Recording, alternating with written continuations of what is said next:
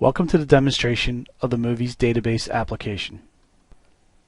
This application contains the data of movies from 1914 to 2007. The targeted audience for this demo are users new to QlikView. This application will help you to understand QlikView's associative data model. On the next tab, we'll see just how QlikView works. We'll take a look at the associative data model and see how our selections are represented in QlikView.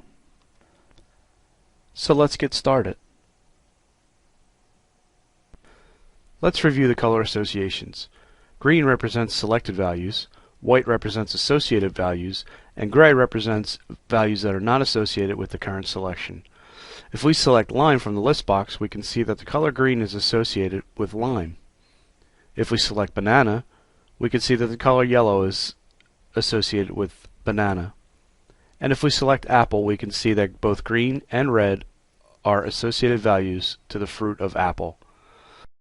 Now let's move over to the next tab to see how traditional OLAP works. With traditional OLAP, your navigation path to analyze data is predefined. Usually it's a top-down hierarchy, and in this model it's defined as director, title, and actor. So let's first select our director. Let's look for Martin Scorsese. Next, we'll look for, let's say, Goodfellas. That seems to be a movie that everybody recognizes. And finally, after we select our movie, let's select an actor from that movie. How about Robert De Niro? As you can see, with traditional OLAP, we were sent down the path of director, title, and actor. We were never able to answer any additional questions we may have had along the way. Now let's take a look at how the QlikView model works. In the QlikView model, we can start in any one of these three list boxes: director, title, or actor. Let's go ahead and start in the actor list box, and let's select Robert De Niro. Notice how as we type, QlikView filters the data to match only our search description. So let's go ahead and select Robert De Niro. Now that we have selected our actor, let's take a look at the directors that Robert De Niro has worked with. You see Martin Scorsese is in the list. Let's take a look at the films that Martin Scorsese and Robert De Niro have worked together. Let's select Goodfellas.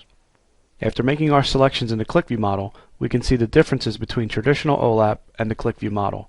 In the QlikView model, we were able to define our own selection path, while with the traditional OLAP, we were confined to a predetermined path. Now let's take a look at the Dashboard tab and see QlikView in action. On the Dashboard tab, we can see that as we make selections within the list boxes, the objects to the right reflect those selections. So let's go ahead and select the actor of Robert De Niro.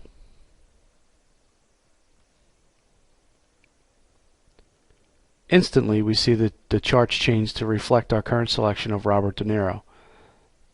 Now let's select the director. Let's go again with Martin Scorsese. As we see now, we have two selections, Robert De Niro and Martin Scorsese.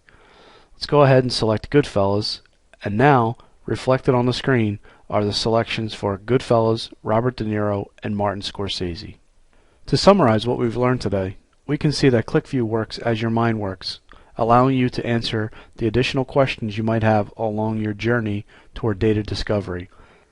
Thank you for taking the time to see how QlikView works.